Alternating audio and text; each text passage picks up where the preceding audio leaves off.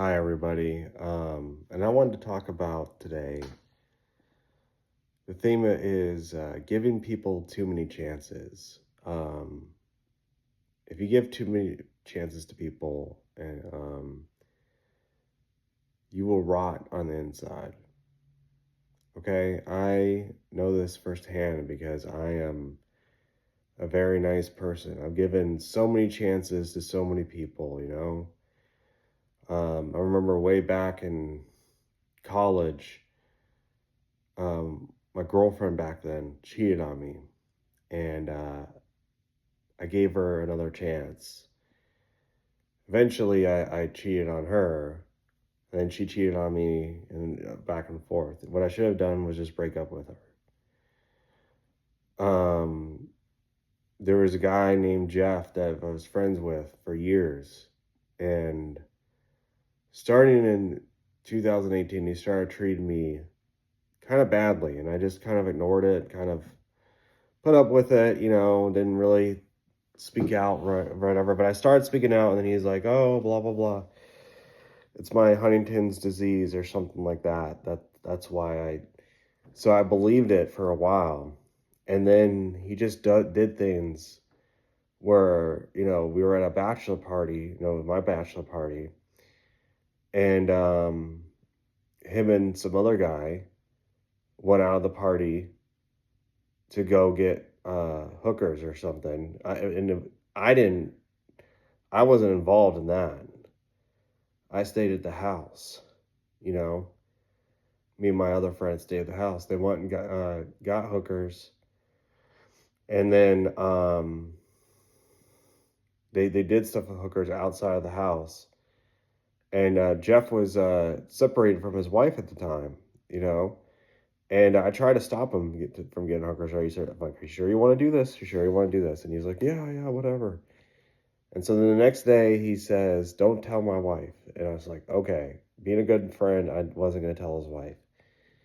Got home, his wife messaged me all angry, basically blaming me for the hooker thing, even though it was his fault. And she's like, "Oh, well, it happened at your party." So, and I was like, "What? Well, I'm supposed to be a supervisor or something?" I told him not to do it. I said, "Are you sure you want to do it?" And he did it, She blocked me anyway. And then Jeff blamed me for that too for such a long time. I couldn't be friends with him for a while. And then gave him another chance. And basically, in order to get out of the phone contract with him, because I was in a phone contract for years, I had to give him $1,000, even though it wasn't that much money. And after I did that, I was done. I literally rotted on the inside because I gave him so many chances. The same thing with my ex-wife. I gave my ex-wife so many chances before we got married, when she threw medicine that I needed to live, my thyroid medicine once in 2019, and I still didn't break up with her. She would drive off on me all the time, and I still didn't break up with her. I would just forgive her. You know, Stuff like that was red flags that I should have seen from the get-go. And another thing is that she admitted that she was bipolar. And I can't do things with bipolar, I can't date bipolar people now, I realize, because Autumn was my ex was bipolar, and I being a logical person, being Adam, can't being an autistic, can't be with people that are bipolar. Um, Recently, I was in a relationship. I ended it a few days ago with this girl, and she was nice and stuff like that. And we took our time, and then, eventually, we started dating. And I saw her house. It was a little messy, but I didn't see her kitchen yet. So I was like, all right, this isn't too bad. And then we started dating. Some red flags came up. We went to vacation. She was like drunk every day in the 4th of July weekend, and I kind of forgave it. Like, it was like, okay, it's the 4th of July weekend, you can be drunk every day in the 4th of July weekend, right? And she admitted to me like that some, uh recently divorced guy had been to her house, and this was like when we first started dating or something. And I'm like, huh, what?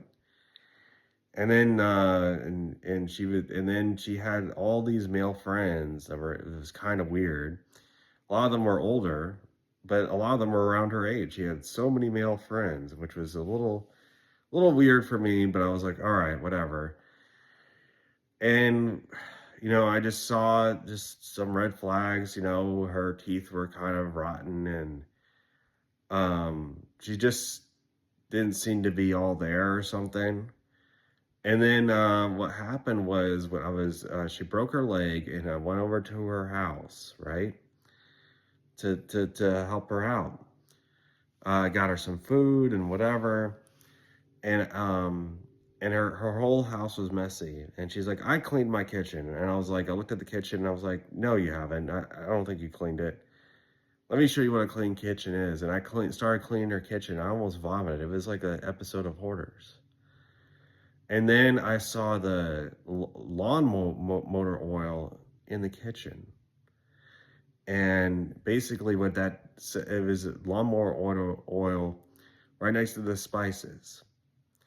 And that said to me is that this person is mentally insane.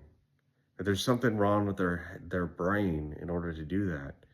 And I pressed her on it, and she said, I'm depressed, and I have bipolar. And I'm like, oh God. And then I went in the kitchen and cleaned some more, and then I heard her on the phone with another guy. And the guy called her baby, and then she said I loved him to the guy. And I also heard them talking about the guy coming over and something like that. And she didn't say I love you or love you to the girl that she talked to, who was her friend. And I just was like, you know what? I need to think about this. And I just left. And a couple days later, she was like, oh, because I brought it up, and she was like, well, because the guy called her baby, and she denied, oh, he was calling the kid baby. I was like, wait a minute, I was there. I remember you saying, like, sounds like a plan after you said baby.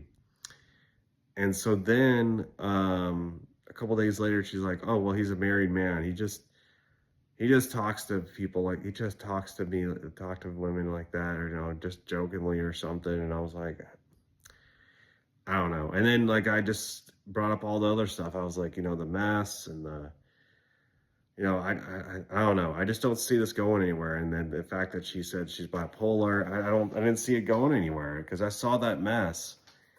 And that was going to be my house once she lived at my house. And I just didn't want to have anything to do with that.